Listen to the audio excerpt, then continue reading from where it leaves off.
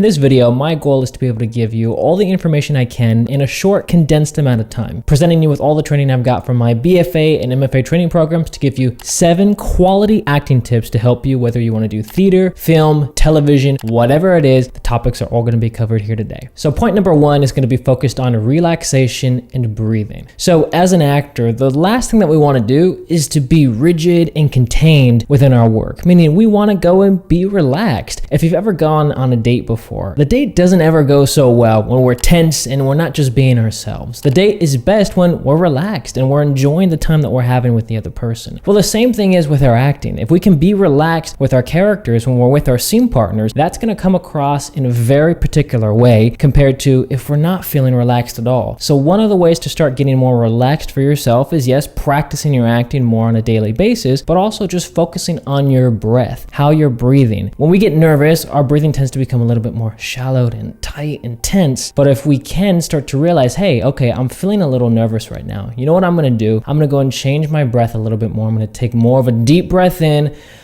and then let it out. And when I start to relax my breathing, naturally as an actor and as a person, I just start to relax a little bit more. And if you incorporate that for yourself, you'll find that your acting will become better, just like how you are on a date will be better if you're more relaxed. Point number 2 is to know your characters inside and out. Meaning, if you have a character that you're working on, and if I ask you a question about that character, you should be able to generally answer any question I ask you. That means you have an understanding of who that character is, how they'll behave in given circumstances. Because if you're in a movie, a TV show, or a play, your character is going to go through a variety of different circumstances. You can't just always figure out, hey, what are they doing on the day of? You have to have a wide spectrum of knowledge for who your character is. And we do that by building backstories. Imagine this, you have a job interview and you're wanting to be working at this company. Well, if you want to work at this company and I ask you questions about the company, you should have answers to this. You shouldn't be like, oh, I know nothing about this company at all, but I wanted to just apply for the job. Well, the same is with our acting. You can't just say, oh, I know nothing about this character at all, but I just want to audition. No, you have to have understanding and knowledge about your characters. And when you have that, ultimately your characters appear stronger and better, and they vibe more with us as an audience when we're watching you. Point number 3 is to practice listening and reacting. So as an actor, we don't just have to go and stand here, wait for you to be done speaking, and then now I go and say my lines. I need to actively be listening to my scene partner when they're speaking with me and having reactions based off of it. Meaning, if I had you right now in person with me and I'm talking to you, you're going to have certain reactions. You're not just going to stand there like this.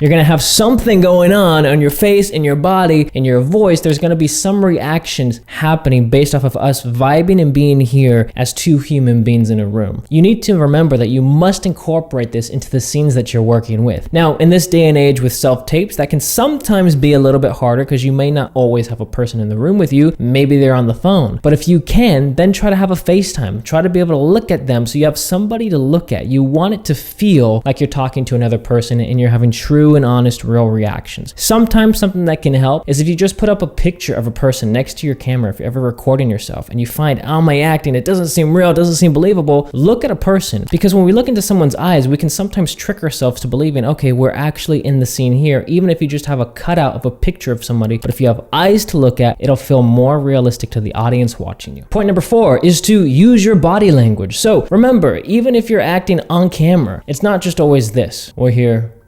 Barely any movement. Sometimes it is. If you got a really close shot, you can't have a lot of movement at all. But you have to realize there's different shots in movies. You have a close-up, you have a medium, and you have a wide shot. You still can use your bodies. If you come into a place with your acting where you're too rigid and you're too stiff and you don't move at all, that's going to tell a certain story to the audience watching you. And again, we don't do this in our everyday life with any other circumstance. If you're going to go on, say, just a date with somebody, if you're rigid and like this and you don't move at all, they're going to think that's weird and it doesn't seem honest and true. Well, the same is with your acting. If you're going to go and act and you're going to be on camera, even if you're in a medium shot here and it's a little bit tight, you can still have some movement going on. You can still move your head. You can still move your eyes. You can still adjust your body slightly. Of course, there's a balancing act in there, but you're too far to the extreme if you just think, I'm just going to be a block, I'm a statue, I cannot move at all because the camera has me in a medium shot frame. The only time that maybe you're more of a statue is when you have a really strong close-up on yourself, but Even your eyes can move. So remember, don't become a statue. Point number 5 is to embrace mistakes and learn from them. As an actor, you are going to fail. You are going to make mistakes, and you should. You are not always going to be perfect. The one thing you must do is you must learn from those mistakes, and this applies to any field at all. You can't treat acting any differently. If you're a boxer getting into the ring, you may not win every fight. If you lose the fight though, you should study and realize, okay, why did I lose that fight? Oh, I didn't parry the block. Oh, I didn't move. Oh, my footwork was bad. You're analyzing the situation. You would do the same thing with music. You would do the same thing with any other sport. So do the same with your acting. Realize, hey, there will be times where your acting is not going to be so good, but that is okay. But the worst thing you could do is have a bad performance and then not analyze it and realize, hey, why was your performance bad? So when you make a mistake, because it will happen, just accept it, but just find out for yourself, why did you make the mistake and what was the actual mistake that you made? Point number 6 is to watch and learn from great actors. So it's no secret that we learn through osmosis. If you're a concert pianist, you're always going to be trying to listen to great piano players. When you have your earbuds in, you're listening to great concert pianists playing because you're constantly trying to get that sound in your head. Well, the same can be applied for our acting. If you choose to go and watch bad acting all the time, subconsciously, we're going to take some of that stuff in. But if you can choose to watch great acting, you're going to also subconsciously be able to take in what that looks like, how that appears. And even when you're going to do a self-tape for yourself, you can find out, oh wow, because I've watched so many great actors before, I know what a great performance looks like. Then you can also realize for yourself when a performance maybe isn't so strong, but you only do that by watching other great performances. One of the recommendations I make to a lot of actors, especially my students, is just go and watch Oscar-nominated movies, because Oscar-nominated movies, they don't have to be the movies that won, but they have great acting, great directing, great cinematography, great everything going on, and they're a pretty safe bet for you. And there's a wide range to choose from. So the next time you're going to go and watch a movie, watch an Oscar-nominated movie. Point number 7, and the last one, is to have fun and be yourself. Because ultimately, at the end of the day, all you're doing is you're acting, you're pretending. You should be enjoying the process. If you find out that you're working on a scene and you're just having a horrible time, well, maybe acting isn't then the right thing for you, because at the end of the day, you also need to be enjoying it. It's a process. You're not always going to be perfect at first. Nobody's perfect at anything at first. But the thing that you have to do for yourself is realize that it's also a privilege and it's fun. If you get the opportunity to audition, it's not the worst thing in the world. There's a lot of other hard things to do in life. Being able to audition, play, and have fun in a scene, that's a really big privilege for us to have as actors. So the last thing we need to do is complain or be stressed. If we can, we want to just have fun and enjoy the process. And when we have fun and enjoy the process, funny enough, more of ourselves end up coming forward. We can see the same thing in our work. If we're working at a job, if we're going on a date, whatever it is, when we're enjoying it, when we're having fun, more of ourselves come forward and the audience gets to see that. So I hope you all like this video. Make sure you subscribe to the channel so you stay up to date with everything. Give this video a thumbs up if it helped you all. We're also posting 2 videos a week now. So if you want to stay up to date on all of our videos, don't forget to click that notification bell. And if you want to join our 10-hour acting masterclass, our 2.0 version to really increase your acting, that's always going to be down in the description down below and also in the comment section. And then if you like this video and you enjoyed it, well then you're really going to love this video right over here.